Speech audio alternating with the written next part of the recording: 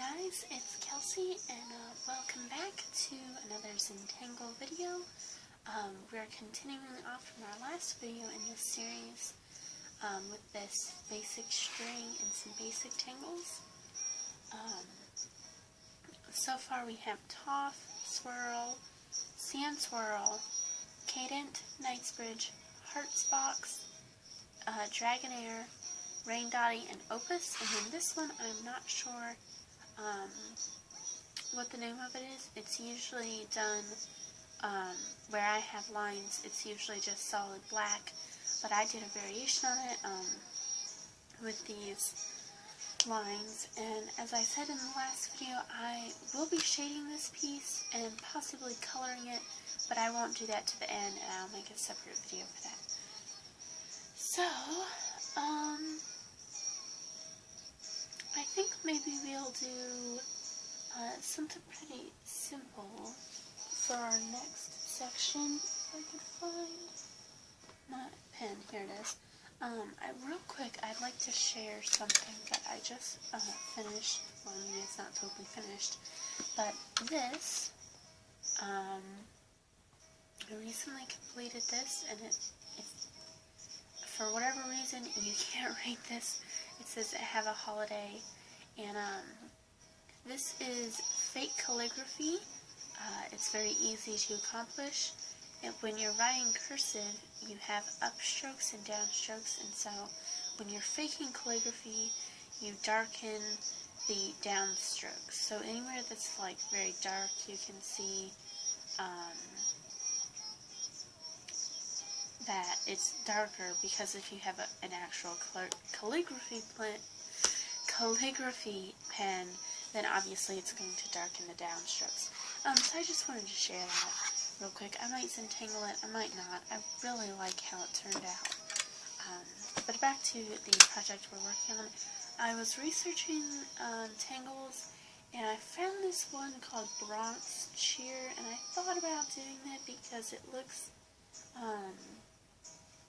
like a blackberry or raspberry with like a cherry stem, and I thought that was pretty silly. But I don't really have any place to put it on here like that would perfectly fit the string, so I decided not to do that. But I would like to use tipple because it's a simple pattern. It has a lot of variations in it, but you know, it's very simple, so I think I'll go ahead and do that right. Well, no, we'll do it in the center here. Let's get the center done. Do it right here.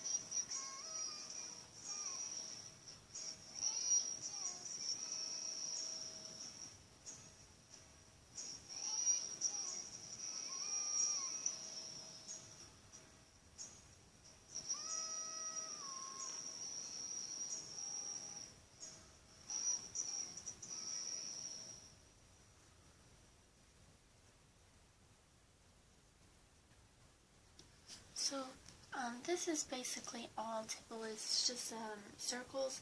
So I'm going to go ahead and pause the video and resume filming once I've filled up the whole space. Okay, so I have finished filling in this space with tipple. It will look a lot better once I've shaded it, but for now, because I'm not going to shade anything till we have the whole thing done, this is what it looks like. So, let's go with,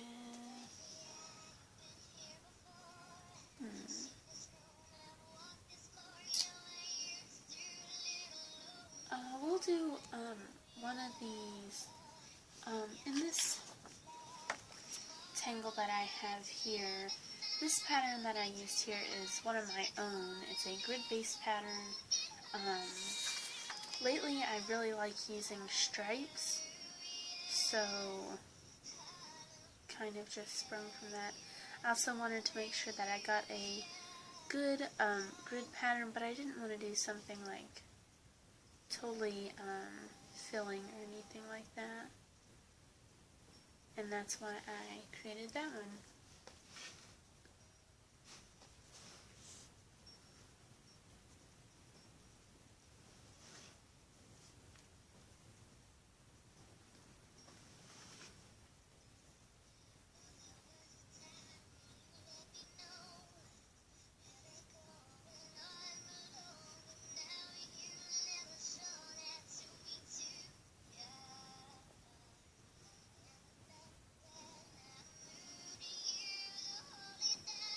Oh yeah, now I remember. This pattern was inspired by the gingham pattern.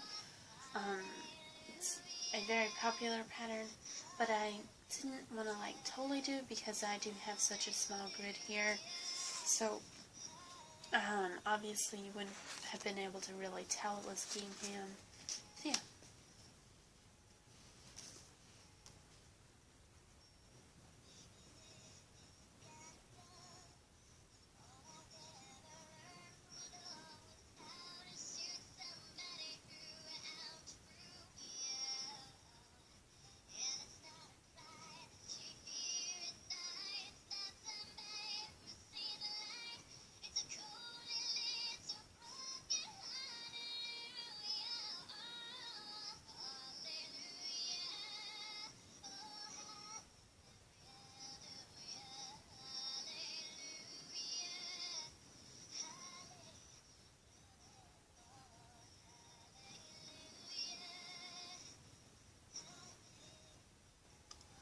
Okay, so I'll continue until I have this whole thing filled up, and I guess it's not that much, so I'll just go ahead and do it without pausing the video.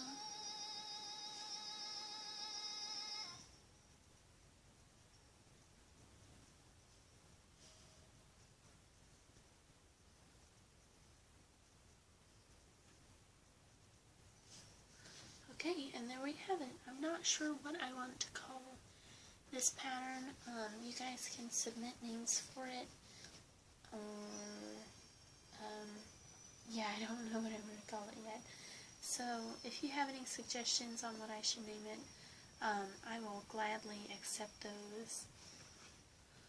So let's see. I did not show in the last video this book. I also got this one for Christmas. Zentangle 9 Color with Media, with Mixed Media. It's a workbook edition. It has 30 new tangles inside, and it's by the Suzanne McNeil. She was a CZT. She's very popular. She has a lot of good tangles. And I love that even though she's so popular and she's a CZT, that she still uses color, and I think that's very inspirational that she's stepping beyond the official Zentangle rules. So, although she does have okay, so the one I want to use, and you can see there's like all these different examples of colors. Some are really intricate, some are really easy, like these Wonderland squares, the Angel of Salisbury. Oh wait, there it is. This one, Slater. I'll be using this one.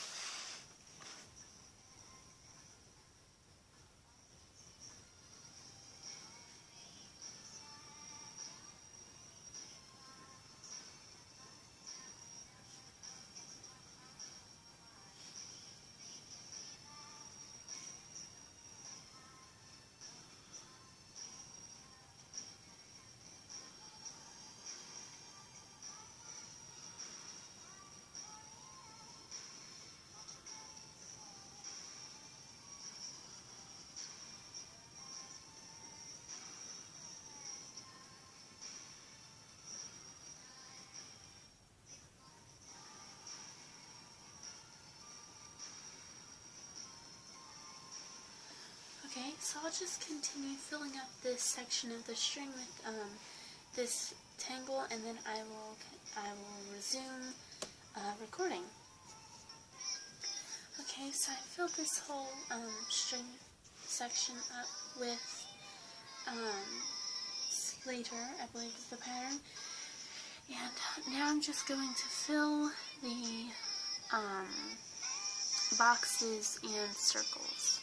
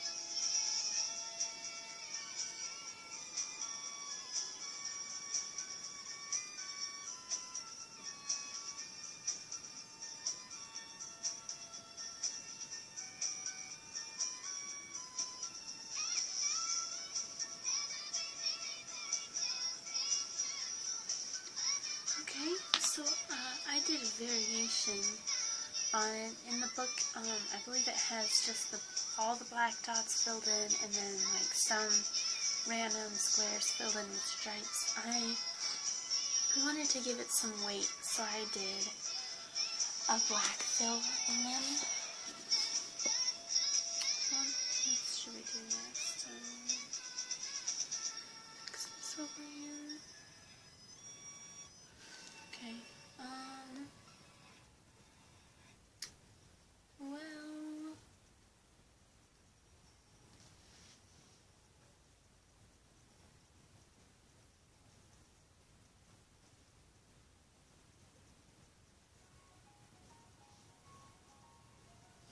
I know, this is another grid-based pattern.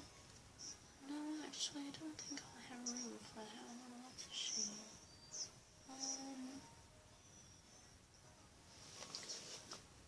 Let's do...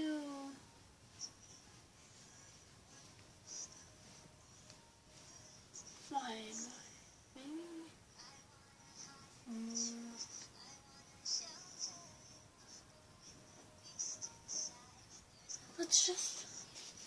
We'll just go with it and see what we get.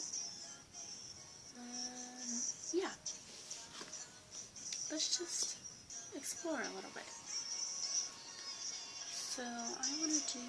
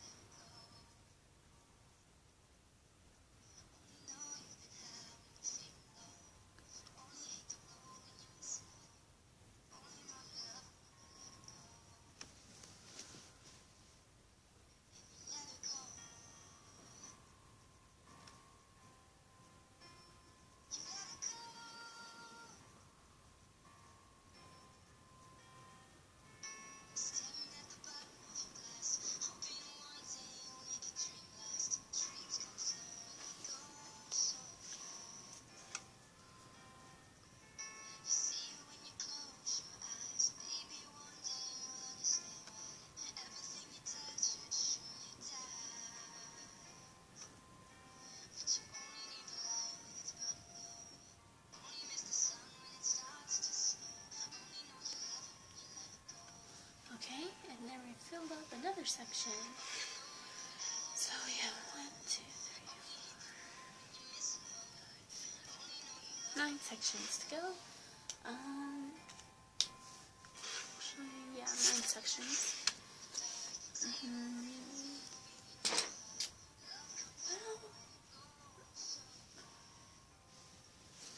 maybe.